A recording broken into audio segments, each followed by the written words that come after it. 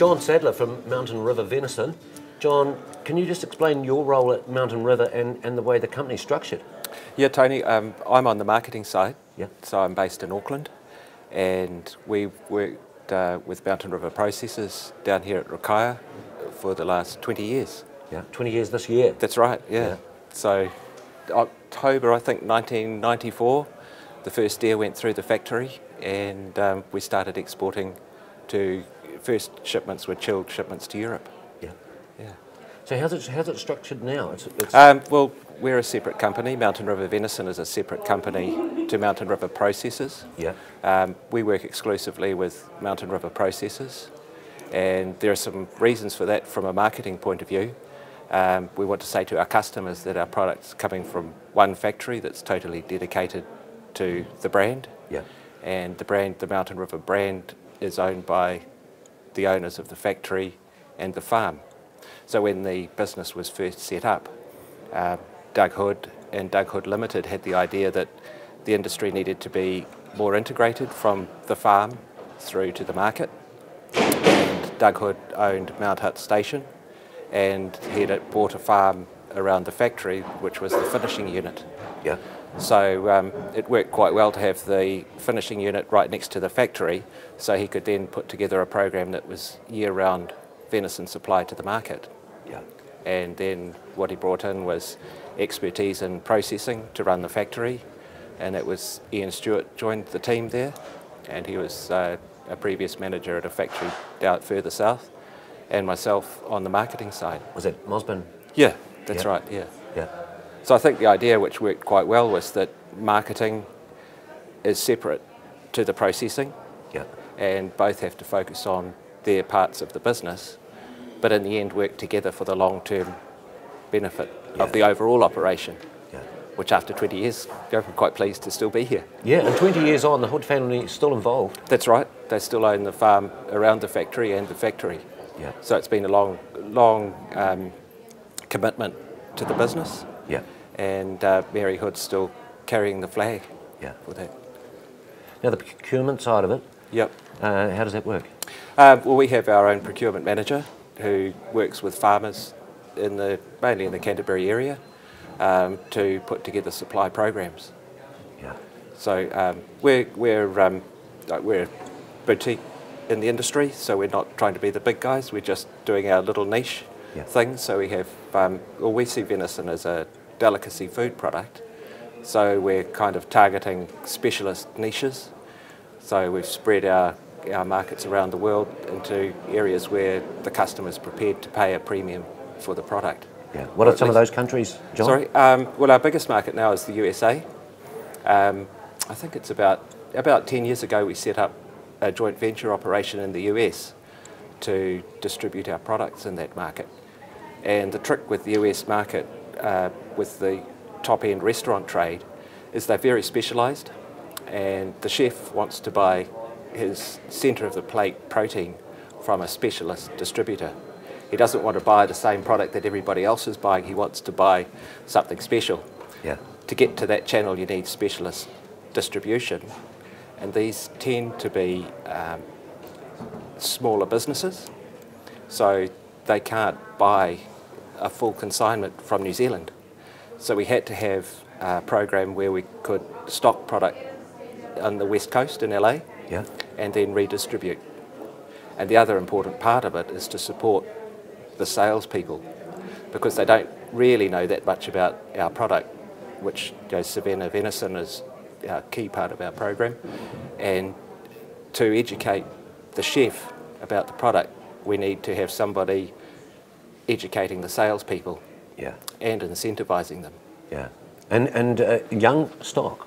Sorry? Oh, yeah, young deer under 3 years of age, yeah. That's part of the criteria? That's correct. Yeah. Yeah. And how do the Americans go with that? Well, the whole idea of Savannah was to get away from the game, because Americans have a preconceived idea about game, that it's something that my uncle shot and it's at the bottom of my freezer. Yeah. So they don't think it's that great. It's the first impression. So you need, 20 years ago we started, it's no longer than that, because Savannah is into its 21st year. Yeah. So 21, 22, 23 years ago we were saying, it's farm-raised venison from New Zealand. So they say, wow, that's a mouthful. Yeah. Simplify it, we came up with the Savannah program, and then back that up with the quality assurance, the age and the farmed aspect of it. Yeah. So to the chef and the consumer, it's a tender, mild tasting meat. Out with the game, tough, cook for hours, in with, it fits in with modern cuisine as a tender, juicy, succulent, all the good things. And the health benefits there. Yeah, although in that market, top-end food service, they want delicious food first. Health benefit, that's an additional extra, but it's not really the selling point in that market. Yeah. There are markets where health is clearly an issue, in the low fat, high iron, all of that is an important aspect of it. Yeah. Have you got a good team giving you a hand on that marketing side? Sorry? Have you got team? Well, our team, we have quite a lean structure here in New Zealand. Yeah. Just me in Auckland, I have support staff there, the team at Mountain River, but in the market, we do have people working for us, like in the US, our colleague who's part our joint venture business, but then our sales team is really the sales people of our distributors. Yeah. So we bring in the industry support programs.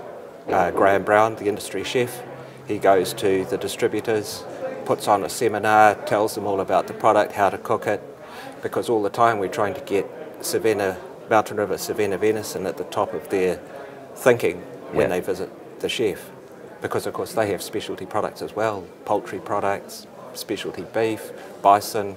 There are plenty of competing proteins. So she's a tough game. Excuse me. I wouldn't say tough, but you have to do the right thing. Yeah. You have to do all the elements of the package to get the sales. Yeah.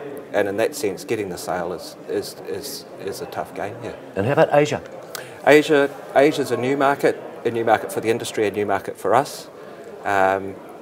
We've been involved in Japan for many years, and unfortunately, it's just never taken off. And to the Japanese taste, venison doesn't fit. In their mind, deer are a sacred animal. And they're protected, aren't they? That's correct. So they have parks where they're protected. In the north of Japan, they actually have an infestation of sika deer. Yeah, I worked in Hokkaido and they come out on the lawn, but you weren't That's allowed right, to. yeah. I had a few leg traps. Well, now you're allowed to shoot them apparently, and they're trying to commercialise that a little bit. Oh, yeah. But the Japanese people like some fatty meat. Yeah. They don't like as soon as you tell them that venison is lean and healthy, they say, yeah, but John-san, we want fatty meat. So I say, well, okay. Yeah. It's like that is, we haven't made much progress, although we do have some specialty products in Japan, but the volume is not growing. Yeah. China is more the market that we're looking to for the future. But again, that's going to be a challenge because in Chinese cuisine, venison doesn't fit in the day-to-day cuisine at all. Yeah. They eat a lot of pork, a lot of poultry, lamb, beef, but not venison. So there's going to get premium prices for the product, there's going to have to be a lot of education and sort of niche marketing really, because with 3 billion people, it's going to have to be a really small niche. Otherwise, we just won't have enough product. Yeah. In a big country like that, would you pick on one area? Well, initially, yes. It's also a very diverse country.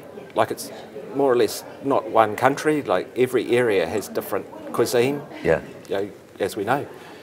So it's going to be different niches in different parts of the country, and also different niches within one part, probably.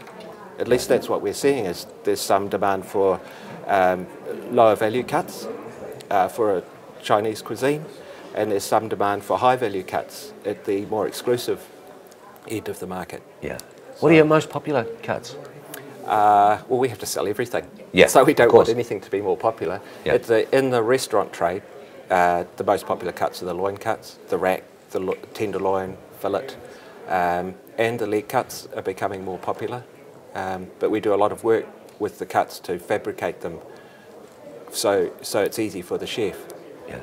Especially in America, it becomes more important because fewer and fewer restaurants have their own in-house capability butchers or staff to do it. It's just too expensive. Yeah. So they want a product that's totally fabricated on arrival. So all they need to do is portion or cut up. Yeah, there's a fair bit in the chef side of things, isn't there? That... Oh yeah. No, it's the restaurant trade. It goes up and down as well. Like it's been down with the crisis, and it's now on the up again. So yeah. Yeah. So your main focus for the next 20 years? Golly, 20 years. I would say continue what we're doing. I mean, in Europe there are more opportunities. We've just launched a program in Sweden, and that's quite an interesting market because they eat venison all year round. It's not a big market, but they do eat game. They eat a lot. They have their reindeer, of course, yeah. and they have elk. So red deer's a little bit below those on the pecking order of what they would prefer, but reindeer is extremely expensive. So there's a niche for venison underneath that, yeah. but not so seasonal. So it can be quite a good market. Sounds like you've got plenty of work ahead of you. Oh, I would say so, yeah. But it's a little bit sad that the industry's shrinking. Yeah. You know, there's so much change. It comes and goes. I've been in this business nearly 30 years, and the prices go down and they go up. And unfortunately, our main market for the industry is seasonal. So it's a narrow window. Yeah. And it leads to volatility because if that window is missed, when the global financial crisis happened, it happened in our window in October. So suddenly there were tons and tons of beef tenderloins going to Russia. The Russians didn't have any money, cancelled orders. All of that product came into Europe. Suddenly the restaurants who were planning to put venison promotions on for the game season were offered cheap beef tenderloins. So what do? They say, here's an opportunity to make some money, take the venison off, put on the beef. Yeah. And you know, that can happen, and that's the type of market we're in. Yeah. It's been the upside for the industry, but it's also quite a risk. Yeah. So trying to mitigate that risk is, you know, a big part of our job. Well, I won't swap jobs with you. Oh, you But thank you very much, John. You're welcome. Thank you.